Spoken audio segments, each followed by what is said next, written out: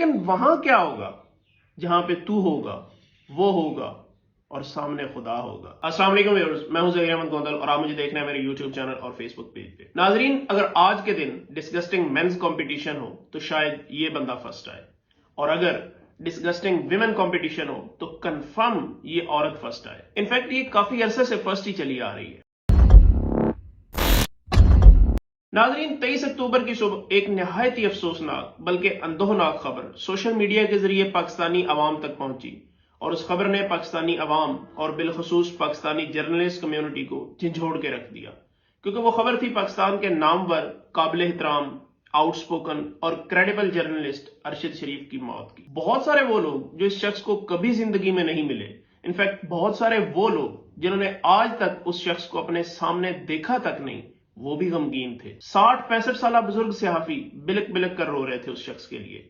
वो लोग जिनका पैशन, प्रोफेशन और ऑक्यूपेशन बोलना है, उस दिन उनसे बोला नहीं जा रहा था। और ये सारे अवामिल एक ही बात की निशानदेही करते हैं कि जाने वाले में कोई तो खूबी थी। ये सारी बातें अपनी जगह दुरुस्त है कि वो एक खुश अखलाक, मददगार, नफीस, बाकिरदार, सच्चा और सुच्चा इंसान था, लेकिन इन सब बातों से बढ़कर वो एक निडर और बहादुर इंसान था। आज के दौर के सफा अव्वल के बहुत सारे सहाफियों को उंगली पकड़ के चलना सिखाया था उस शख्स ने। रही बात कि उनको कत्ल किसने किया है, किसके कहने पे किया है, गोली किसने चलाई है, बंदूक किसने दी, उनको केन्या किसने भेजा, ये सारी बातें सेकेंडरी हैं। प्राइमरी बात यह है कि उन पे इस वतन अजीज जो उनको अपनी जान से भी ज्यादा प्यारा था, क्यों उन पे अरसा हयात तंग कर दिया गया, क्यों उनको इस हद तक मजबूर कर दिया गया कि वो उस धरती को छोड़ने पे मजबूर हो गए जिस धरती में उनके वालिद और उनके भाई दफन है, और उस धरती को छोड़ के चले गए जहां पे उनकी बूढ़ी वालदा, एक शहीद की बेवा और एक शहीद की मां रहती है। जब किसी को अपना देश छोड़ने पे मजबूर किया जाता है और प्रदेश में उसका कत्ल किया जाता है तो गम बहुत गहरा होता है, क्योंकि ऐसा सान्हा मुसलमानों के बहुत पुराने गमों की याद ताजा कर देता है। लेकिन ऐसी मौत पे भी जो सियासत करे, जो पॉइंट स्कोरिंग करे और अपनी पुरानी रंजिशें निकाले, तो वो लीडर तो क्या, इंसान कहलाने के लायक भी नहीं है। बातें चल रही हैं कि कमीशन बनाया जाए, इन्वेस्टिगेशन कराई जाए, मुजरमों को पकड़ा और कैफरे किरदार तक पहुंचाया जाए। सुनने की हद तक दिलचस्प बातें हैं, लेकिन 2 बार की वजीर आजम, इस मुल्क की बेटी, एक बहुत बड़े लीडर की बेटी, एक बहुत बड़ी पार्टी की रहनुमा का अपने मुल्क के 5वें 6ठे बड़े शहर के सेंटर में और दिन दिहाड़े कत्ल हुआ था, करीब आज से 15 साल पहले। बहुत सारे कमीशन भी बने थे, इंक्वायरियां भी हुई थी।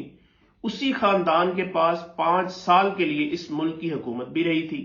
उसी पार्टी के पास 15 साल से एक सूबे की हुकूमत है और अब तक है। उसी मरने वाली लीडर का बेटा आज भी इसी मुल्क का वजीर खारजा है।